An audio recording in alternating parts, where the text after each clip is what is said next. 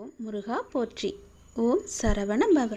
என் அன்பு குழந்தையே, தாய் உன்னை மறந்தாலும், பெற்ற தந்தை உன்னை மறந்தாலும், இந்த பெற்றெடுக்காத அப்பா நான் உன்னை மறக்க மாட்டேன். உங்கள் பாரத்தை என்னிடம் தாருங்கள், நான் சுமக்கிறேன். நான் உங்களிடம் கேட்பது எல்லாமே நம்பிக்கை, பொறுமை மட்டுமே. அதனால் என் மீது எந்த குறையும் இல்லாமல் என்னை நீ நம்பு. உன் பொறுமையை சோதிக்கும் அளவுக்கு உறவோ நட்போ உடன் இருக்கும் நபர்களிடமிருந்தோ எதிர்பாராத நேரத்தில் சோதனைகள் நெருக்கடிகள் வந்தாலும் அந்த கடினமான நேரங்களை நீ அமைதியுடன் தான் கடந்தாக வேண்டும். உனக்கு பக்கபலமாக நான் இருக்கிறேன் என்பதை நீ மறந்து விடாதே. அவர்கள் சொல்வது சொல்லிக்கொண்டே இருக்கட்டும்.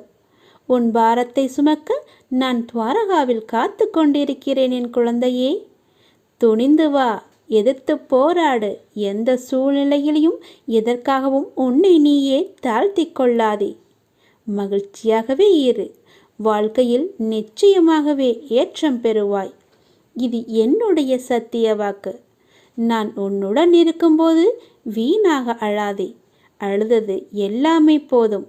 அழுத காலம் எல்லாமே முடிந்துவிட்டது. இனி நீ சிரிக்கப் போகிறாய், மகிழ்ச்சியாக இருக்கப் போகிறாய், மகிழ்ச்சியில் துள்ளி குதிக்கப் போகிறாய். எவரவர் தூற்றினாரோ அவர் உன்னை பார்த்து பொறாமை கொள்ளும் காலம் வரப்போகிறது. நல்லதை மட்டுமே நினை, நல்லதை மட்டுமே செய், நல்லதை மட்டுமே பேசு. முடிந்தவரை உன்னால் முடிந்தவரை பிறருக்கு நீ உதவி செய். உன் மனதில் எப்போதும் ஒரு இரக்க குணம் இருக்கட்டும். கவலைப்படாதே, அப்பா நான் இருக்கிறேன்.